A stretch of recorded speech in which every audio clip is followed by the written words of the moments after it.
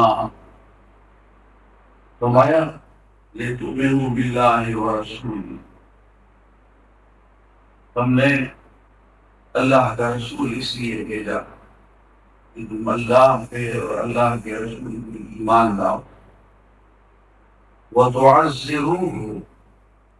وَتُوَقِّرُوهُ،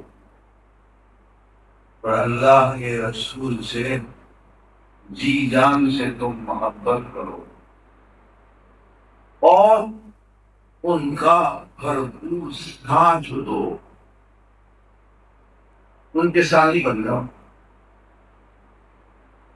وَتُوَقِّرُوهُ، اور ان کے ساتھ انتہائی عزت و احترام سے۔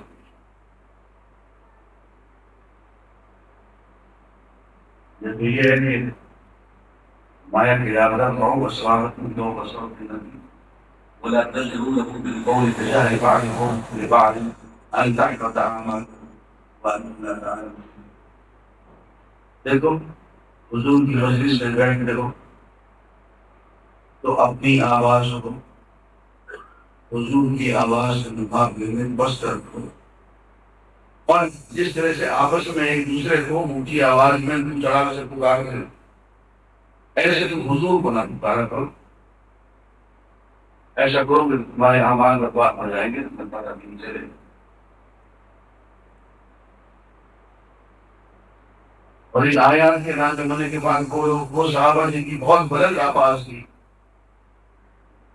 جن عمر فاروق جیسے،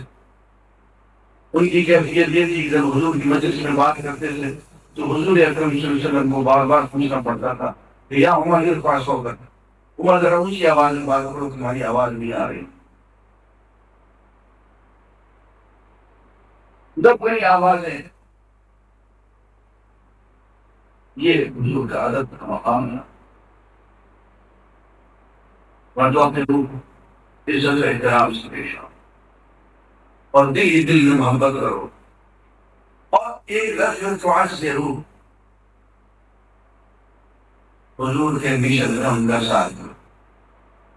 حضور کے ساتھی بن جاؤ، حضور کے اہم فالوور بن جاؤ۔ میں صبح 12 میں تقریر کرتے ہوئے میں نے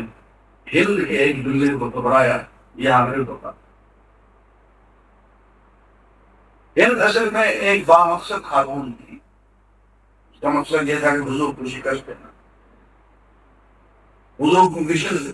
کے مشن کو بلندنے نہیں دینا۔ وہ جتنا زور لگا سکتی تھی اس نے لگایا، اس نے ترانے لکھے، اشعار لکھے، پورے قریش کو بھڑکایا، حضور کی حریف لکھی، حضور کی شان میں جس قدر زوردار طریقے سے وہ گستاخیاں کر سکتی تھی اس نے کی، جذبات کو بھڑکایا۔ جب یہ میدان میں جا کے وہ چلائی جی تو اس نے اشعار پڑھے، ایک بزرگ کے دشمنوں میں چھوٹی سی کوئی اگر شخصیت نظر آتی ہے تو ہند ہے، ابو سفیان کی بیوی۔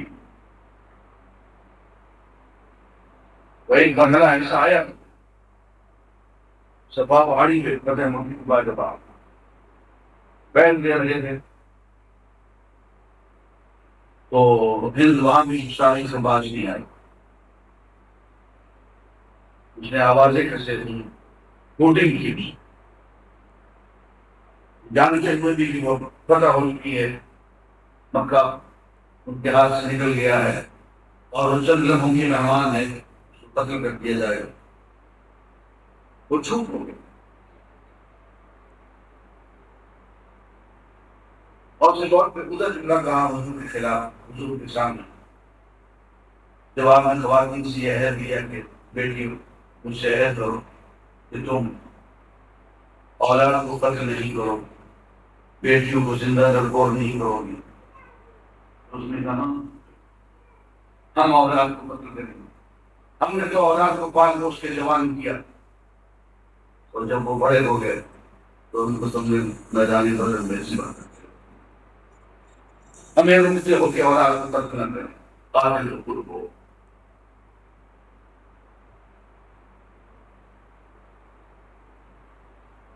حضور اکرم صلی اللہ علیہ وآلہ وسلم کی ایک ایک بات سنتے رہے اور انسنی کرتے رہے. بیگم ہو گئی تو آپ نے ہند کو قلم کمایا اور وہ اس امید پہ اور اس یقین کے ساتھ اسے قتل کر دیا جائے گا. وہ گردن اکڑائے ہوئے حضور کے سامنے حاضر ہو.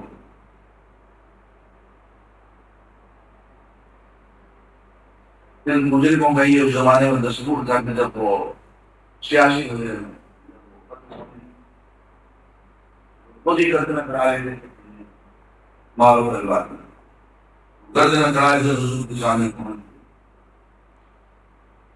آپ سے یہ کہا ہند جاؤ تم ایک آزاد معزز مکرم عورت ہو, تم پہ کوئی گرفت نہیں ہے, جاؤ چلی جاؤ, ہم تمہیں معاف کر چکے ہیں. تو وہ میزائل برداشت نہیں کر سکی, اس پہ لفظہ طاری ہو گیا گاؤں میں. تو اس نے ایک جملہ کہا, وہ جملہ میں آپ کو سنانا چاہتا ہوں. یہ جملہ صرف ہند کہہ سکتی. اس نے یہ کہا ہے محمد تیرے رب کی قسم کھا کے کہتی ہوں. تب وہ لاکھ منا روزہ سے بھول گئے, اب قسم حضور کے رب کی ہو رہی ہے. اے محمد تیرے رب کی قسم کھا کے کہتی ہوں کہ مجھے جس قدر نفرت تجھ سے اور تیرے خیمے والوں سے تھی, آج سے اور کسی سے اتنی نفرت نہیں. اور اے محمد تیرے رب کی قسم کھا کے کہتی ہوں, اس کے اب اس گھڑی کے بعد آج کے بعد جتنی محبت تیری ذات سے اور تیرے ایمان سے ہے اس دور سے.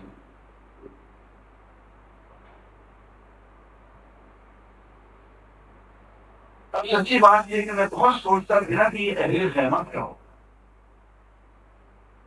اہل بیت کہتی, صحابہ کہہ دیتی, ساتھی کہہ دیتی, احباب کہہ دیتی, دوست کہہ دیتی, اخیلا کہہ دیتی, ہزاروں لفظ تھے. لیکن ہند چونکہ ایک تحریک کی عورت ہے, اس نے وہ لفظ کہا جو کہ میدان جنگ میں آنے والا کیسے, جو میدان جنگ میں آتا ہے, وہ جو کہ تحریک چلاتا ہے, وہ جو مقابلے میں ہم ٹھوک کے آ جاتا ہے, وہ کہتا ہے کہ ایک یہ میرا خیمہ ہے اور ایک وہ خیمہ.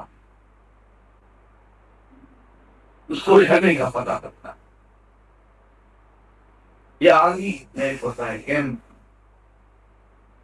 یہ اصطلاح آرمی کی ہے. یہ ضرور کا مطلب یہ ہے کہ حضور کے کیمپ فالوور لگ جاؤ, حضور کے خیمے میں آ جاؤ. جس کام میں حضور لگے ہوئے ہیں اور حضور کے ساتھی اور حضور کے خیمے والے لگے ہوئے ہیں, اسی کام میں لگ جاؤ. اور جیسان گرامی نے آپ سے یہ کہا علی وجہ البصیرت رہتا کہ شفاعت کی روح یہ ہے کہ اللہ کے رسول یہ گواہی دیں گے کہ اے اللہ یہ آدمی میرے خیمے کا ہے, اسے گزر ہو گئی ہے, اسے غلطیاں کو نہیں جمع کر, اس سے صغیرہ کبیرہ گناہ صادر ہو گئے ہیں, لیکن میرے خیمے میرا نہیں, اس کو معاف کر دیں. اور دیکھیے اس خیمے کا جو مد مقابل خیمہ ہو, اس کی سفارش کرنے میں مالیوں مارا جاتا ہے, پکڑا جاتا ہے. نہیں انڈیا پاکستان کی جنگ ہو جائے اور انڈیا صاحب جو ہے وہ وائی فائی کی سفارش کروا دے, وہ پکڑے جائے گی کام.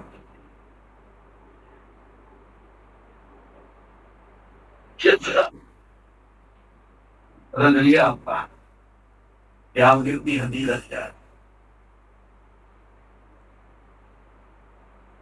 یہ شفاعت انہیں کی ہوتی ہے جو اپنے ہوتے ہیں, لیکن اپنا ہونے میں تو کوئی شک نہیں ہے، لیکن اپنا ہوتے ہوئے بھی اس سے کچھ ہوتا ہے اب ان کی شفاعت شریف کے ساری زندگی تو اسلام کے خلاف گزار دی، دوسرے مہینے میں گزار دی، اور دعویٰ یہ ہے کہ حضور کی شفاعت ہو۔ قرآن مجید میں تو یہ بھی لکھا ہوا ہے وقال الرسول، رسول صلی اللہ علیہ وسلم پور قیامت کا ایک اور ڈائریکٹ رشتہ کھینچنے کے بعد یوں لکھا ہوا ہے وقال الرسول، اور آقا اعظم جناب محمد رسول اللہ صلی اللہ علیہ وسلم یوں کہے یا رب ان قوم اتخذوا هذا القرآن مهجورا، میرے بندگار یہ ہے میری قوم کے وہ لوگ جنہوں نے قرآن کو چھوڑ دیا۔ لوگوں کے شمار اور میں پوچھوں جن کے بارے میں حضور یہ گواہی دے دیں کہ یہ دارے کے قرآن ہیں، اتخذوا هذا القرآن مهجورا، جنہوں نے قرآن کو مہجور قرار دیا، چھوڑ دیا۔ اور اسی آیت میں اللہ علیہ ہیں کہ خارج مہجوری ہے قرآن شریف، شکوہ سمجھے گردش دوران دنیا میں اس لیے خارج حقوق ہو کہ تم حضور کی اس جملے میں سب میں آئے کو جس نے قرآن کو محصور قرار دیا چھوڑ دیا، تاریخ قرآن ہے ایسے ہی گردش دوران میں شکوہ کرتے ہو، سپر پاورز کا رونا روتے ہو، مادی وسائل کی کمی کا رونا روتے ہو، کچھ بھی نہیں ہے، صرف محضوری قرآن کی وجہ سے، قرآن چھوڑ دینے کی وجہ سے۔ وہی بات جو آپ کا نامدار آفت بھی کہیں گے اتخذوا هذا القرآن مهجورا، قرآن کو انہوں نے مہجور کرا چھوڑ دیا، اس کی وجہ سے تم خار بولے۔